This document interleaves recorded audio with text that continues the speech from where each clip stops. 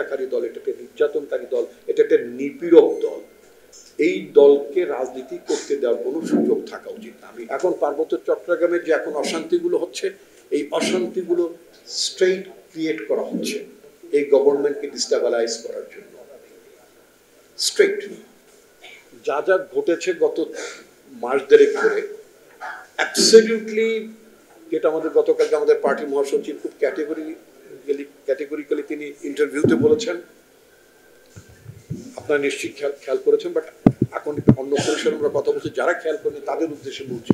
সেটা হচ্ছে যে বাংলাদেশকে অশান্ত করার জন্য, পতিত স্বৈরাচারকে যে কোনো ফর্মে পুনর্বাসন করার জন্য একটা বড় মাপের ষড়যন্ত্র চলছে, যাতে আগামী নির্বাচনে স্বাভাবিকভাবেই বিএনপি জনগণের ভালোবাসায় সমর্থন নিয়ে সরকার গঠন করতেই পারে।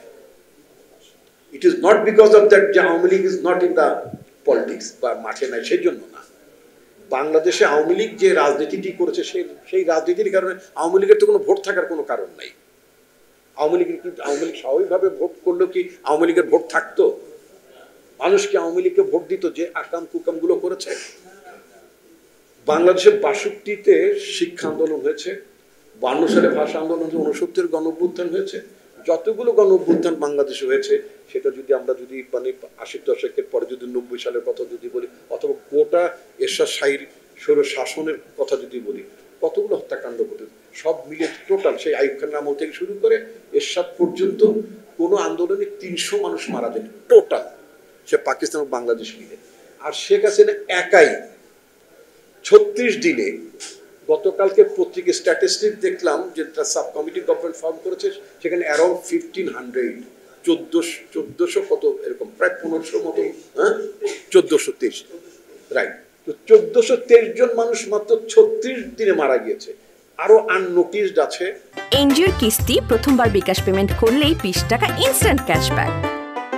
আপনার অনেক জেলাগুলো থেকে একেবারে যারা মানে ঢাকায় কাজ করতে আসেন, সেটা গার্মেন্টস বলি অথবা দিনমজুরের কাজ যারা করতে আসেন, তারা তাদের অনেকের ছেলেরা বা তাদের অনেকের স্বামী, অনেকের ভাই তাদের বাড়িতে ফিরে যাননি, তারা ফিরে যাননি।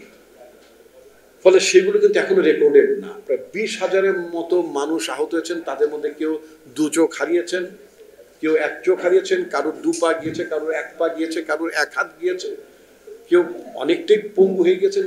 সেগুলো মোটামুটি মারাত্মক ক্যাজুয়ালিটিস। এটা কি একটা গণহত্যা না? এটা কি মানবতার বিরুদ্ধে অপরাধ না? এর চেয়ে বড় মানবতা বিরোধী অপরাধ কি হতে পারে? বাকি যদি তার ১৫ বছরের শাসন দেখি, গুমের ঘটনাগুলো যদি দেখি, আয়না ঘরে নির্যাতনের কথাগুলো যদি দেখি, ইলিয়াস আলীর কথা প্রফেসর হাসানুজ্জামান চৌধুরী সাহেব বলেছেন আমার কর্মী ছিল, এরকম অসংখ্য মানুষ। এই সমস্ত ঘটনার জন্য তো তাকে তো কাঠ করায় দাঁড় করাতে হবে, তাকে তো বিচারের আওতায় আনতে হবে, দৃষ্টান্তমূলক বিচারের আওতায় আনতে হবে। প্রফেসর হাসানুজ্জামান চৌধুরীর সাথে ভেরি মাচ আমি একমত। সেটা হচ্ছে যে পৃথিবীতে ফ্যাসিস্ট পলিটিক্যাল পার্টিজ অনেকগুলো উদাহরণ তিনি টেনেছেন, আমি বিরক্তি করতে চাই না, আলোচনা করেছেন। জার্মানে নাজি পার্টি কি রাজনীতি করতে পারে? নিষিদ্ধ। আওয়ামী লীগ কিভাবে রাজনীতি করবে? তত মানবতা বিরোধী অপরাধ করেছেন, তাদের পার্টির সেক্রেটারি তিনি ইনস্ট্রাকশন দিয়েছেন, তাদের নেতা কর্মীদেরকে তো ভিডিওতে আইডেন্টিফাই করা গিয়েছে যে তারা কিভাবে পুলিশের সাথে নেমে পাশে দাঁড়িয়ে তারা কিভাবে মানুষজনকে হত্যা করেছে। সুতরাং এটা একটা হত্যাকারী দল, এটা একটা নির্যাতনকারী দল, এটা একটা নিপীড়ক দল।